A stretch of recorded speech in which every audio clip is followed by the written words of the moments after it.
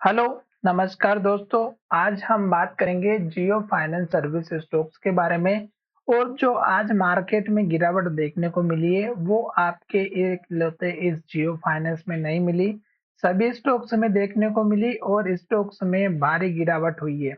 Result की वजह से, क्योंकि यहाँ पर सभी का मानना ये था कि यहाँ पर जो एग्जिट पोल है वो हमें इंडिकेशन दे रहे थे कि जो गवर्नमेंट है वो यहाँ पर बीजेपी की आने वाली है, पर ऐसा नहीं हुआ। जो आशाएं थी निराशा में बदल गई और स्टार्टिंग में ही जो एग्जिट पोल आना स्टार्ट हुए थे रिजल्ट के हिसाब से वो अब डिक्लेयर जो होने वाले थे वो हमारी अलग डायरेक्शन में चले गए, जिसकी वजह से मार्केट में एक गैप गैप में बहुत ही बढ़िया जो है नीचे की तरफ साइड में जो है डाउनफॉल देखने को मिला।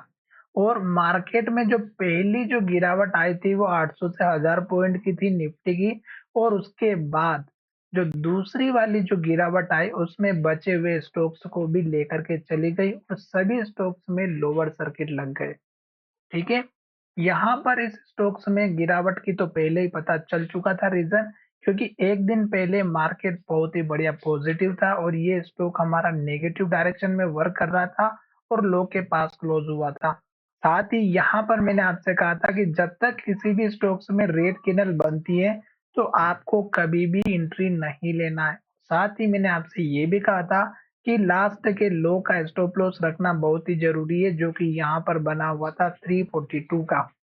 अगर आपने हमारा वीडियो देखा होगा और इस कैंडल के लो का स्टॉप लॉस रखा होगा तो आपकी यहाँ पर बच गई होगी।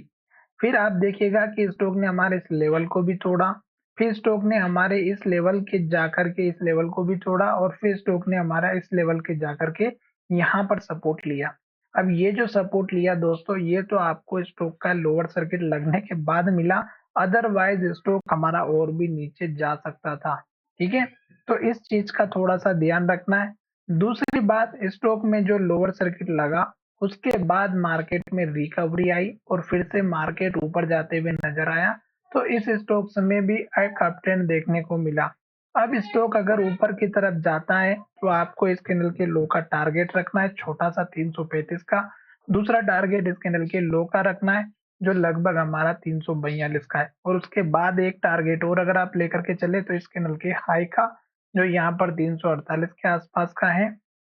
और 348 से अगर आप रेंज लेकर के चलते हैं तो 351 तक की ये आपकी टारगेट होनी चाहिए, इससे बड़ी टारगेट नहीं। उसका रीजन मैं यहाँ पर बताता हूँ कि स्टॉक ने हाई बनाया था, इन्वर्टेड हैमर बनाई थी और मैंने कहा था कि मार्केट में गिरावट आएगी इस स्टॉक्स में, क्योंकि स्टॉक की जो कैंडल है वो हमें बता रही थी। और उसके बाद एक के बाद एक रेड कैंडल बनी, लो बना और लो बनाते बनाते यहाँ तक आया।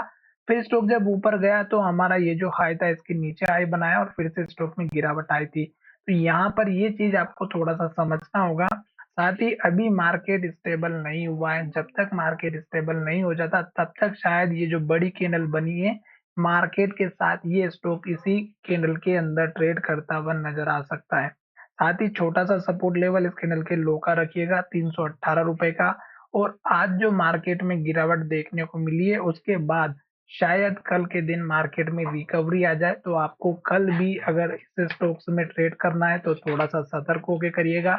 और जिन लोगों ने इस स्टॉक्स को लेकर के रखा है और अगर उन लोगों ने लॉस किया है तो हमें कमेंट करके जरूर बताइएगा। साथ ही स्टॉक के सपोर्ट लेवल बता दिए और अगर रेड कैंडल यहाँ पर पहले से ही बनती है तो आपको इस स्टॉक से दूर ही रहना है। धन्यवाद, मिलेंगे नए वीडियो में।